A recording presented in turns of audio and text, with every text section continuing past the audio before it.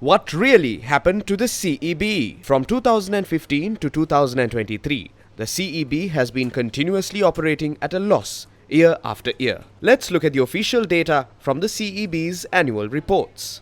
2016, 14,457 million rupees in losses. 2017, 47,581 million. 2018, 31,936 million. 2019, 97,422 million. 2020, 69,164 million. 2021, 34,644 million. 2022, a staggering 309,248 million rupees.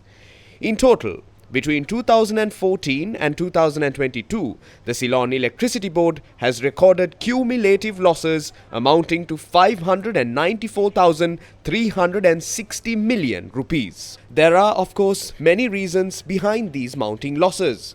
Unregulated borrowing without accountability, overstaffing driven by political agendas, and unsustainable employee privileges all played their part. Added to that was the failure to revise tariffs in line with rising costs, a decision often influenced more by political convenience than economic reality. And what was the inevitable result? The country was pushed into an economic collapse, and Sri Lanka literally plunged into darkness, enduring 10 to 12 hours of daily power cuts. In the end, to fill the financial vacuum that had been ignored for years, authorities imposed a massive 200% hike in electricity tariffs, placing the full weight of the crisis squarely on the shoulders of the ordinary citizen. 5,943,680. This isn't a minor loss. Within this very institution, funds that should have strengthened the organization, money that rightfully belonged to the public, were instead misused for personal benefit by many. It cannot be denied. They cut power for nearly 18 hours a day. When students preparing for their advanced level examinations pleaded for electricity to study, it was denied. But once Parliament approved the tariff hike, suddenly electricity was available 24 hours a day. After years of theft and mismanagement, when the state coffers ran dry, the easiest solution was to dig into people's pockets by raising prices. Without issuing any credible explanations, the cost of essentials shot up by 300%, even 400% in some cases. Then came the energy crisis, the gas shortage and the endless queues. We say this shortage was manufactured. Why is the Ceylon Electricity Board being restructured? Sri Lanka's path out of the economic crisis came in the form of the Extended Fund Facility Agreement with the International Monetary Fund. The IMF does not hand out lifelines for free. It comes with a stringent set of conditions, a reform roadmap the government must follow. Among the top priorities listed was ensuring cost-reflective electricity pricing. Another key objective was to stabilize the CEB financially, enabling it to manage its debts and operate sustainably without being a perpetual burden on the treasury. But this leads to the real question. Once the CEB starts running efficiently, how will those debts actually be paid off? Will the repayment continue to come directly from the people's pockets, disguised as higher bills? Or will genuine institutional reform make the CEB efficient enough to generate revenue responsibly, balancing profit and loss, repaying debt through performance, and providing electricity to citizens at a fair and sustainable rate? Electricity is built on three distinct pillars: generation, transmission and distribution.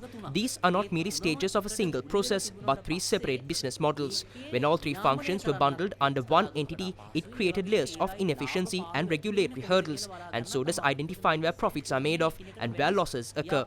Each segment requires different resources, expertise and asset clarifications. That is why the unbundling of the Ceylon Electricity Board, separating these three sectors into independent operational units. පිළිබල මණ්ඩලය ජනනය සම්ප්‍රේෂණය බෙදා හැරීම කියන කොටස් තුන කෑලි තුනකින් operate වීම අනිවාර්යයෙන්ම අත්‍යවශ්‍යයි. How did the restructuring take place? In 2023, the coalition government led by Ranil Wickremesinghe introduced a proposal to restructure the CEB by separating generation, transmission, distribution, trading, supply and procurement into distinct companies registered under the Companies Act. The initial idea was to open these entities to private investment.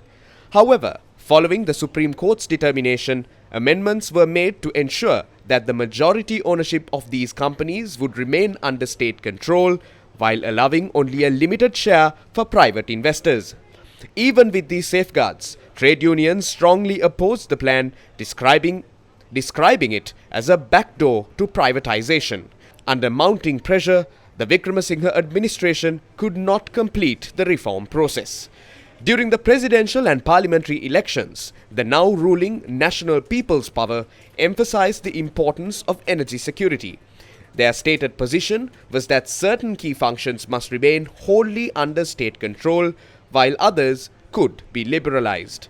Building on that policy, the current government introduced and passed a new Electricity Act in Parliament.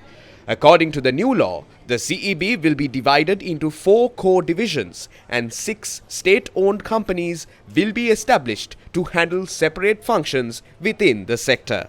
CEB එක loss කියලා කතා කරනකොට අපි When we talk about losses within the CEB, we have no clear idea where those losses originate. If consumers are paying the correct tariff, how can the board still be in deficit? Who is responsible? The government, the general manager or the transmission division? By unbundling the CEB into several companies, we introduce transparency in accounting. Each company will be accountable for its own financial performance.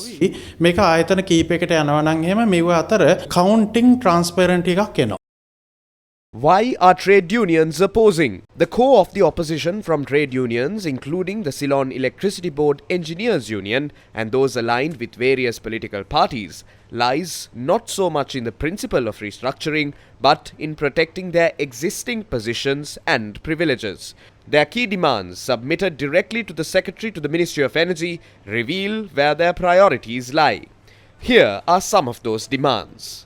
Under the new reform framework, chief engineers, electrical engineers and technical officers are reportedly being placed at a lower grade, a move they want reversed. They insist that the title of Chief Executive Officer be changed to Group CEO. Deputy CEO should be renamed Chief Executive Officer. Provincial directors should automatically be appointed as deputy CEOs in the new companies. And finally, that the existing reporting structure beneath these directors must remain unchanged. At first glance, these demands suggest a clear intention to maintain the engineers' dominance within the proposed new entities. What are the demands of other trade unions? Meanwhile, other trade unions representing the broader CEB workforce have made their own list of demands. Settlement of delayed promotions and salary arrears. Integration of the 10,000 rupee monthly interim allowance into the basic salary effective as of December 31st, 2023. A 25% salary increase from the 1st of January 2024, including arrears, added to the basic salary. Removal of the 5 million rupee cap on voluntary retirement compensation. Appointment of directors who represent the employees. This institution must be transformed into one that operates efficiently, reduces costs and ultimately provides greater service to the public.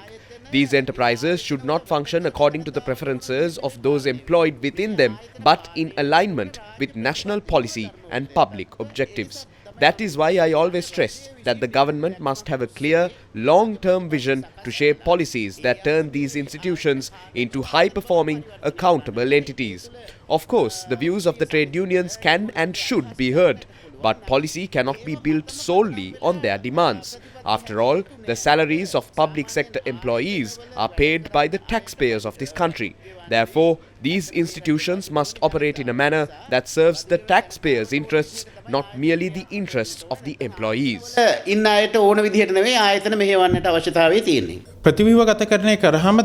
restructuring takes full effect, one of the key expectations is that electricity tariffs will eventually decrease. That can only happen through greater efficiency and healthy competition within the sector. By improving efficiency and introducing competition among the new companies, particularly in power generation. When multiple generation companies compete to supply electricity at the most competitive prices, consumers stand to benefit.